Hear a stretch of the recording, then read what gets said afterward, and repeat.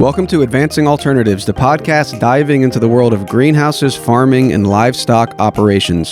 For over 2 decades, Advancing Alternatives has provided innovative solutions like touchscreen environmental controls, natural ventilation, motors, and heating systems to North American growers. On this podcast, we explore perspectives from growers sharing their stories, PhD experts discussing research, and company owners talking innovative technologies, all driving sustainability, efficiency, and profitability. Today's guest is Trish Ayers. Trish and her husband Brad run Naboth Gardens and Apiary in Chichester, New Hampshire, a farm they started in 2019 with a focus on healthy, sustainable vegetables and building community. Thank you for joining us, Trish. Okay, well, thank you so much for having me. Yeah, glad that you're here. And I want you to share a bit of your story. Let's start with how you started this farm. So you and Brad moved to Chichester. Is that how you say it? Yes. Okay, you moved to Chichester in 2014 and you launched Naboth Gardens in 2019 after you visited a local farm. So tell us, what was it about that moment that led you to start your own farm? Okay. So it was kind of an interesting time in my life. I had just left. I had been in education for over 15 years, actually most of my adult life, but this particular place that I worked for 15 years and just felt the winds of change, knew that it was time for me to do something different. So I gave my notice at that place. And then as I went on through my summer, I honestly was just wondering, what am I going to do? I didn't actually have my next step planned, which is a little unusual, right? Usually if you're going to leave a job, you have another job that you're going to go to. But this was just a different time for me. So come September that year, we were having a gathering at our home, and I had decided to go up to a local farm stand in the next town over and pick up some homemade ice cream and pies. And when I was walking up to the door, I felt just stopped there. I looked out to the field, and I don't know how other people experience this. I know sometimes what we say is that God speaks to us in the still small voice. And so that was what it was like for me. I was stopped there at the door, and before I even went in, I looked over at their field of produce, and I really just heard this quiet voice on the inside of me that said, "This is what you're going to do." And I just, in that moment, just suddenly was filled up with joy, excitement. I've never farmed before. I hadn't even grown so much as a single tomato in my whole life. So it was an unusual thing to hear, but also very exciting. So that was the moment where the wheels started turning, and I began moving toward, what is this going to be like to farm our land. We have just under 3 acres of land where we are. Most of it is forest. So, but we had this field out in the back of our house that it's kind of, our property is shaped in kind of a funny way. It's almost like a triangle. So, but as you go out, there's a tree line that separates part of our property from us. So as you cross that tree line, there was this open field there. Seemed like the obvious place to begin. So that's kind of how the inspiration came. So you said you never farmed before. How in the world did you go from that to now running this operation? I know it's got to, if I had to look at sometimes when I look at the farm that I have right now, if you would have shown me like a glimpse of that and said, "Here, do this," I would have been completely overwhelmed. It was just one step at a time. The first thing I did that, after that day, I went home and did what I did that night. But the first thing I did with that was I stopped at my sister's, because my sister she's not a produce farmer, but she has been farming in her town, which is near me, for many years, and she's a goat farmer. But I had to share it with someone. So I went to her and I said, "Hey, this is going to sound really crazy, and I explained to her the story, and she's like, "Oh my goodness, that's so exciting. I've been wanting to expand my farm stand," because she was just doing she had a little shop, and she was doing chicken eggs, and she did, just small scale stuff. And so her farm stand was just about eggs and just like country goods. So she's like, I've been wanting to expand and do more produce, and that would be so great. Like, we could do this together. And so we, that's where that part of it began for me. So that to me was like an incredible provision that my sister would actually want to partner with me and, just begin dreaming up this whole thing.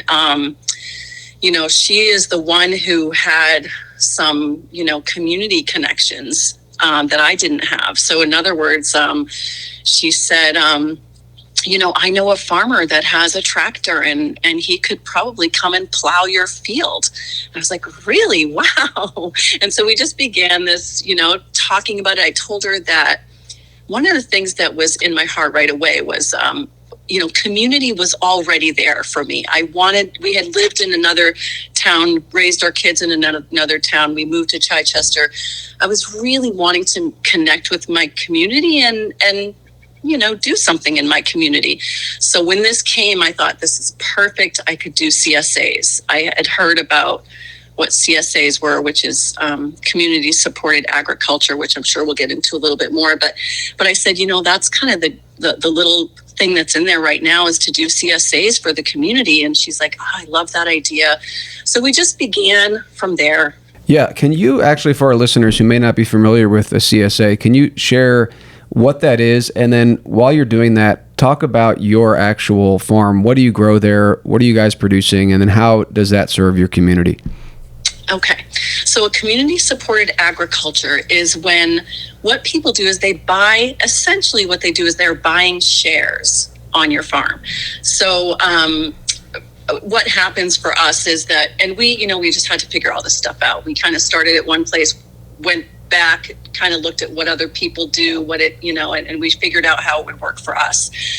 What we do is we begin putting word out to people on social media usually, and let them know you can participate in this CSA. What they do is they buy either a small share or a large share. So you'll have like a quarter share basket is kind of like I think it's a quarter of a peck, and then you have a half share basket. So that's a small and a large size. So like a small share would be sufficient for a single person or a couple, and then a larger one is one that you could buy for and have enough for your family.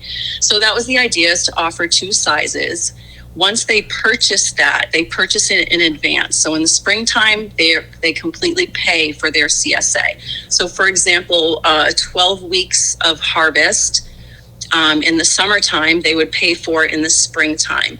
If it was, let's say, $300 that they would pay, they pay it in the spring. And then once harvest begins, which is like late July, we have baskets that we fill with our produce, and then they pick it up at our location for 12 weeks after that. So they don't have to do a thing. They just show up, we give them their baskets, and then, each week they do that for 12 weeks. And, we try to, put as much variety in there as we can. You'd asked what we grow. So at Naboth Gardens, we grow some of the very standard things like lettuce, tomato, cucumber, peppers, all kinds of squashes, summer squash, zucchini, and then the winter squashes.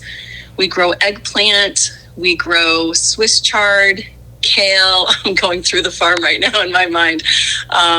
We grow celery, and we've started growing radishes, turnip, and this year I'm trying carrots. I have never grown carrots before, but I'm trying that. Trying to think of what else. I think that about covers it. Oh, this year I also started a new crop that I love, which is husk cherries.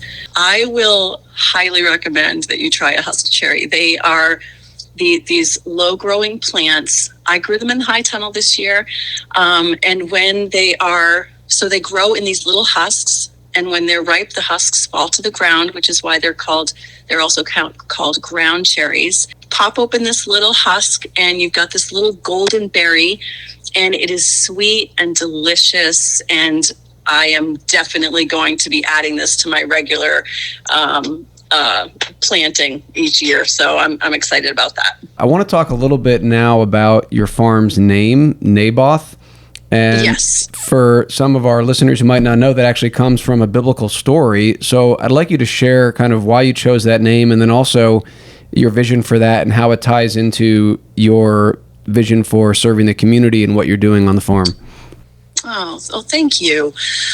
So yeah, Naboth is an interesting name. It's an interesting character. I don't know that a lot of people know his story, but right off the top, I'll tell you that the word Naboth is a Hebrew word meaning growth and prosperity. So right away, it's a strong word, and it's it's so funny in the Bible when you hear about different characters, names are so important. They usually tell you something about who that person is. So the story of Naboth is that I'll just be very brief about it. He was he grew and oversaw a vineyard, and so it was his vineyard that he started, and it was absolutely beautiful. It was prosperous. It was something that he had in his family for many generations, and his vineyard was in the sight of the king who lived in the palace. And so the king, which was Ahab at the time, King Ahab and Queen Jezebel, who were pretty evil rulers, he saw Naboth's vineyard and he wanted that vineyard. And so he offered Naboth, he tried to make a deal so that he could acquire Naboth's vineyard, and he refused. He said, "This is in my family, and no, I'm not going to give it up. I'm going to protect it." And so Ahab went home, and what the Bible tells us is that he went home. He basically sulked. He got into his little corner, and he was sulking, and the powerful Queen Jezebel, who kind of like ruled the palace, came and said, what seems to be the problem? And he told her, and she said, okay, well, we're going to take care of that. So she actually, set up this scandal and caused people brought him before a court and caused people to lie about him. And then she actually put him to death. Now that was where, I felt like I loved the name Naboth because it meant growth and prosperity. I loved how lush and beautiful his vineyard was, and I loved so many things about his story. I just didn't like that it ended in his death. So I was really contemplating, do I really want to name it Naboth Gardens?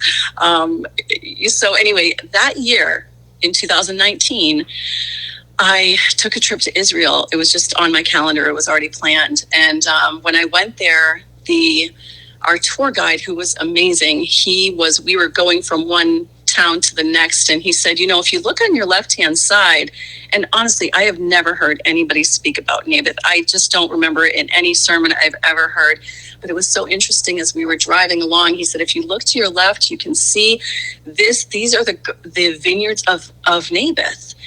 And a lot of people don't know this. This is what he's telling us. A lot of people don't know this, but they never acquired his land.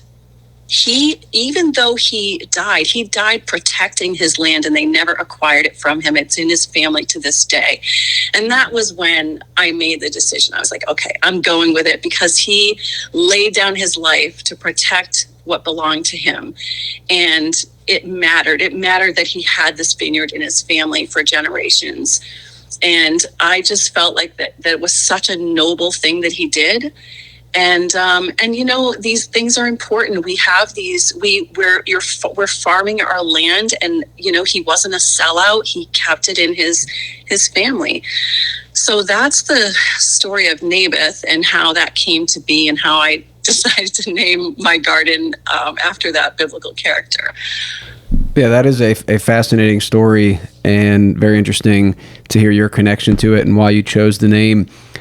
I want to talk a little bit about, briefly, before we get into some technology that you're using there, just the organic farming. You are an organic farmer. Would you consider yourself an organic farmer? Well, okay, so that's a good question, Chris. So basically what I have been doing from the beginning is I have been been mindful about the way I farm. One of the whole reasons why I, as I began to put seeds in the ground and to do this thing, I mean, I really wanted to do it well. I didn't want to use pesticides. I have a family. I in this day and age, we've learned so much about the chemicals in our food and the toxins in everything that we're consuming. And, so I was already, aware of that to the point where I didn't want to become a part of that. So I will say I had I can't say that I'm an organic farmer yet. I'm not certified, but it has been in my heart to be certified, and I am a part of a program right now. I don't know if you've heard of it or if your listeners have heard about it, but it's a nationwide mentoring program that is funded by the USDA, and it's called the TOP program, which is called it stands for TOPP, stands for Transition to Organic Partnership Program. So anyone who is interested in transitioning to organic, officially becoming certified, what they do is they give you partners, they give you mentors, and so they get to know you as a farmer. They go through an interview process, and as they get to know you and what your goals are, they will connect you with a mentor in your area. And that mentor, I just can't say enough about this program. They will come and visit your farm. I've had many phone conversations with my mentor, and, we've become friends. I feel like, that's how often we talk and share. And, but it is her job as the mentor to help me with technical questions, to help me, she'll come and look and see what I'm doing. I have recently called her earlier this season to talk about how to interpret these soil test results that I get, anything that I need help with. And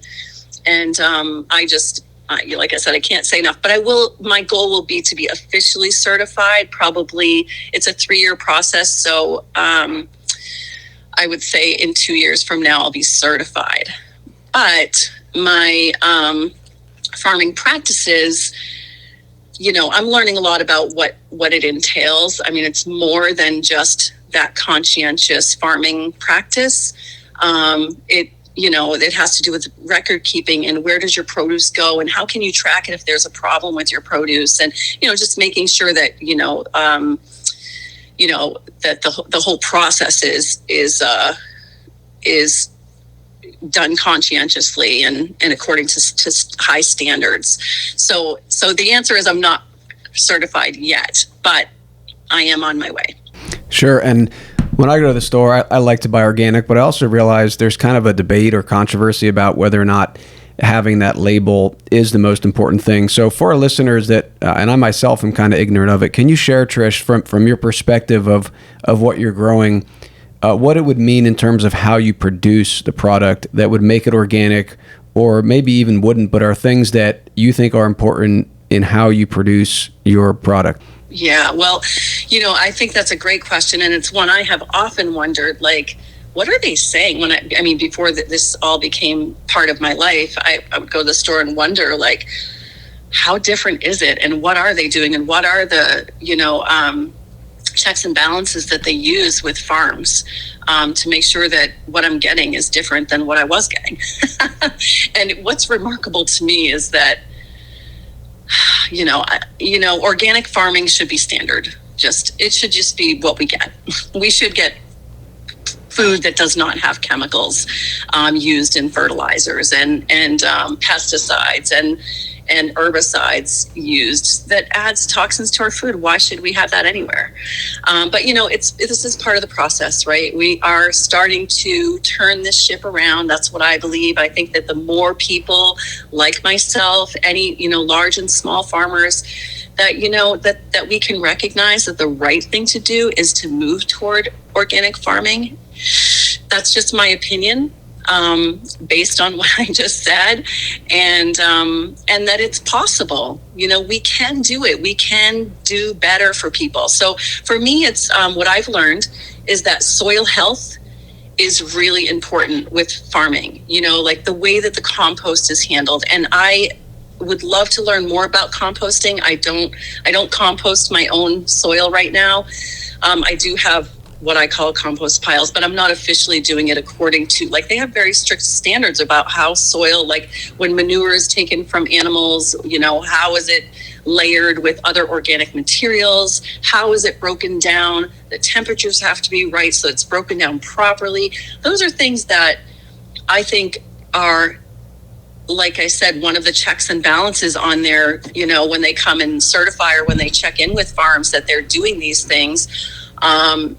And it should be that way, because otherwise, when I look at, the alternatives, I think some things could go wrong with the alternatives. But anyway, the idea is that they know what the standards are for healthy growing, and they're making sure those things are in place. So when I get my soil now, I don't just get my soil from any local farm or, down at a local, supply company. I have to make sure that whoever I get my soil from or my composted manure from, that they have followed organic practices, so that I am assured that what I'm putting in my garden meets those standards. So that's part of it. They do want us to buy organic seeds. So I didn't even realize that the organic seeds coming from those places can also have an impact on how things grow. So when you have organic seeds, you have the purest form of the beginning of that plant. What makes it an organic seed? Well, I think coming from organic produce is what makes it organic. But, when you have seeds that come from plants that have been grown in, just a standard farm without it being, organic, I think that a lot of things can take place. In other words, when I first started farming, I thought it was so interesting when I ordered my seeds. I didn't order organic. I ordered from just a regular seed company. Sometimes I'd open the seed packet and the seeds would be like painted, like pink or blue or green or whatever. And it was just their way of, I don't know exactly why they would do that, but I know that sometimes when you're buying them, they talk about like, it's like pesticides that are built in, or disease control. So they'll use certain things on the seed to help control disease. So it'll say, oh, this is resistant to blight, or this is resistant to, whatever a disease is that's common to that particular plant. So I didn't think anything of it when I was first starting. I was like, oh, okay, pink seeds, whatever. I mean, I think that's part of how they sort their seeds as well. But I also know from looking at the descriptions that, these seeds are treated. So I don't know how many people know that. I certainly didn't know that. But so an organic seed is not treated. It comes from the organic plant, and then it gets packaged and sent to you. It's not treated with chemicals. Yeah, and it seems we've come to have perhaps an over-reliance on chemicals in agriculture in America and perhaps worldwide, which is one of the things that we try to, with our products here at Advancing Alternatives, is help growers like you, Trish, find ways to improve the conditions of the soil and your crop and the environment and all these things, so that you don't just have to rely on chemicals. Yes, and honestly, what you guys do there, I know that you do a lot more than I currently even know and understand, but I know that I've definitely benefited it in big ways from what you guys are doing. Well, let's talk a little bit about the technology, Trish, if you don't mind. And I know you use one of our controllers there. I believe it's the Aegis Tech or the Aegis Tech Plus at your garden. How do you use that system, and how does it help you?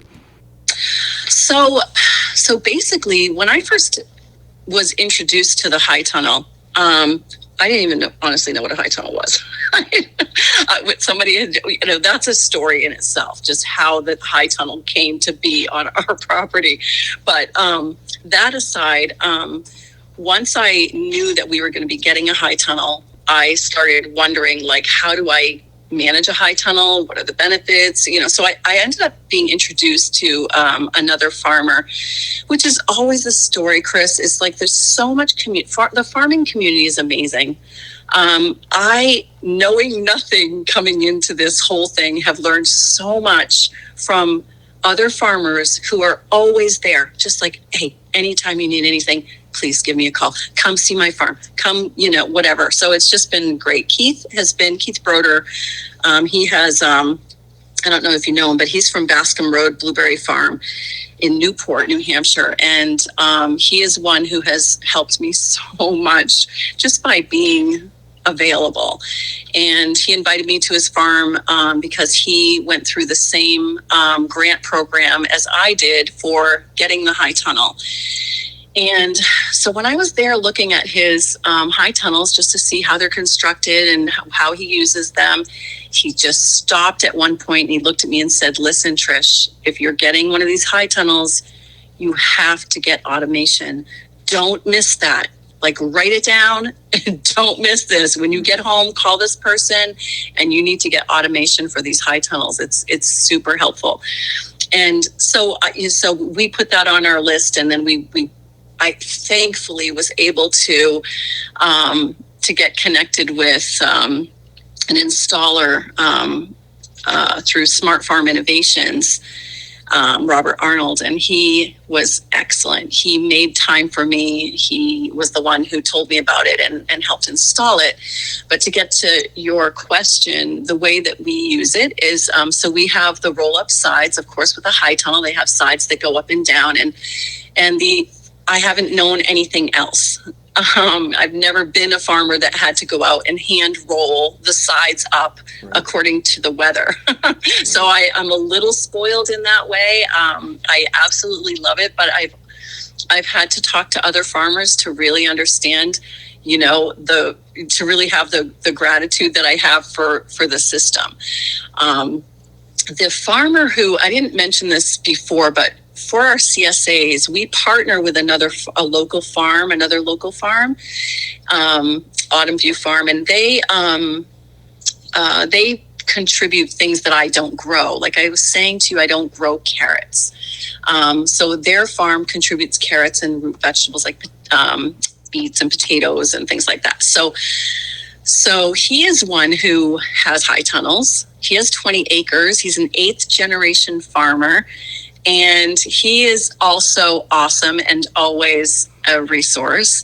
But he was the one who told me, he said, boy, when you get that farm, that high tunnel, Trish, you got to watch that weather. And, you're going to have to, hey, I'm out there at sometimes 3:00 in the morning if the wind is heavy and I'm rolling this. He's telling me all this stuff about getting a high tunnel. It was a little scary at first. I was like, I don't know if I'm going to be that kind of farmer. I mean, I don't do this like full time the way he does. I have other things that I'm doing as well. I don't know if I'm going to be out there, midday and everything else according to the temperature and humidity and wind and everything else. So there was Bob on one side telling me about how, what it was going to take for me to have a high tunnel. And then there was Keith on the other side saying, oh no, you need to get one of these, through Advancing Alternatives, get one of these automated systems. And so basically what I have, my setup is that I have that controller, and it sits inside the high tunnel, and there's a heat sensor that is situated at the center of the high tunnel. And so that system controls a few things. So I have the sides that I was talking about, and then I have the vents. The vents are on the system too, so those are connected. And then we have the peak fan that's at the end of the end wall of the high tunnel, and then circulation fans. And so effortlessly, what happens is that, the high tunnel's temperature, usually you say between like 65 and 75 degrees to make plants happy. And they're for most plants, at least the ones that I grow.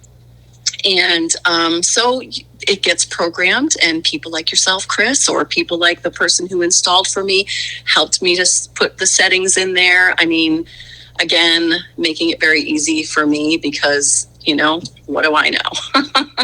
But helpful people, getting things set up. And then what happens is when the temperatures outside begin to rise and the temperature on the inside of the high tunnel increases, which, as you know, it's going to be much hotter in a high tunnel than it is outside. So it could be, 65 degrees outside, and yet the high tunnel temperature is increasing a little more rapidly than that.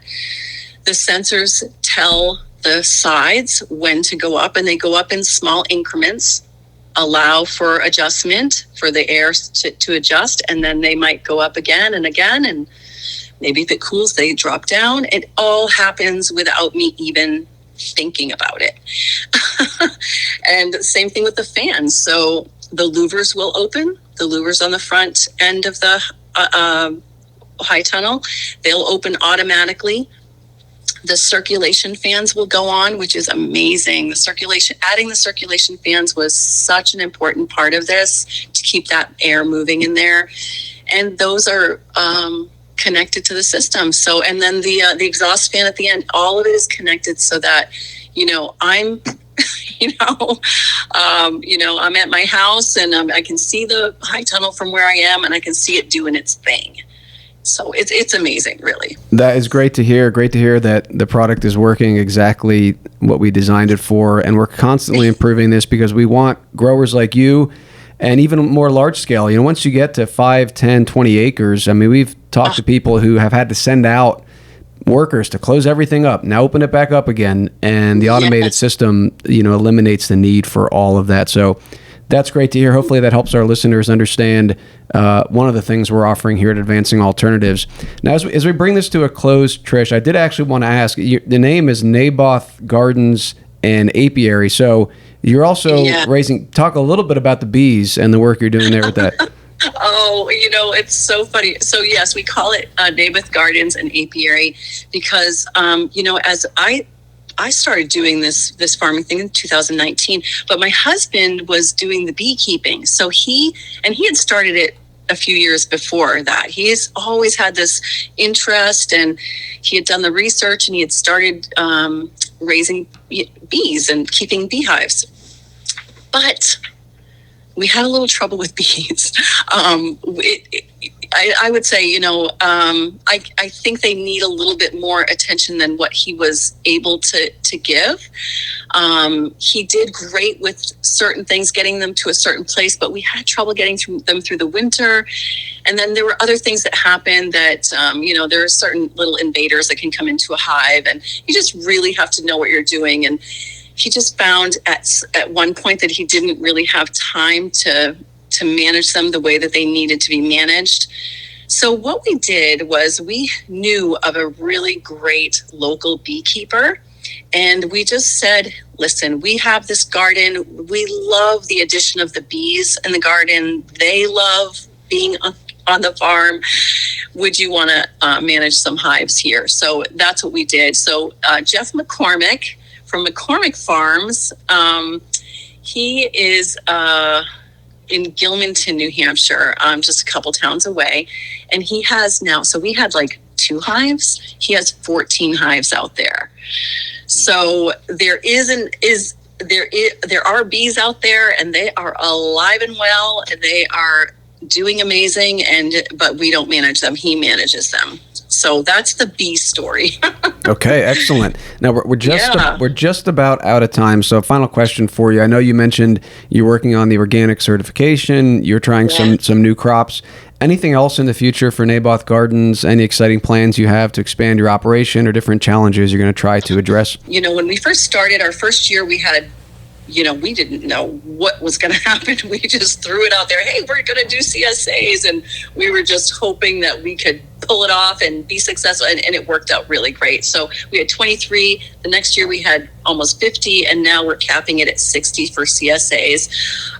So most of what we grow is designated already to CSAs. There isn't, anything I have extra, will tend to go to my sister's farm stand. She has her name is Jill. She has Little Red Hen Farm and Market in Pittsfield, and she's worked very hard for many years to have her little farm stand there, and it's a beautiful little place. So anything that I have that's extra will go up to her farm stand.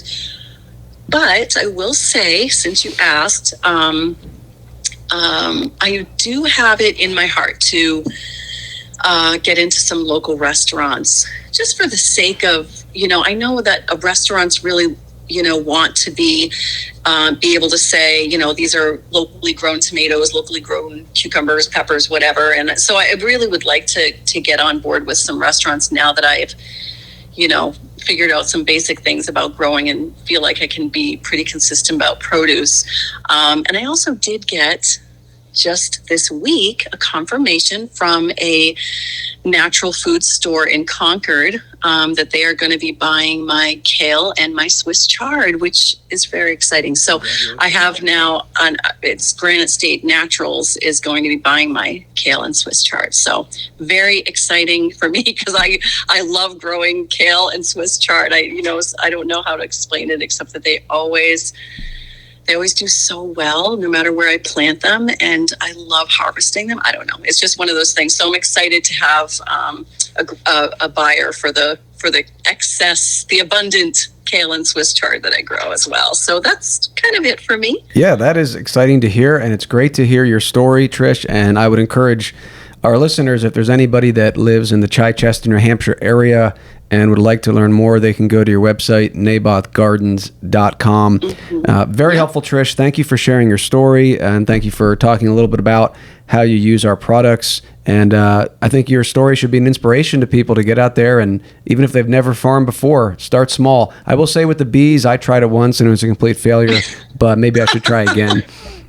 You know what? It can be complicated. It can be. There's a lot to learn, but I agree with you. I think that if anybody can take a little piece of their land and start farming, I would say, or gardening, whatever they would want to call it, I would strongly encourage, yes, you can. And the community of farmers is extremely helpful.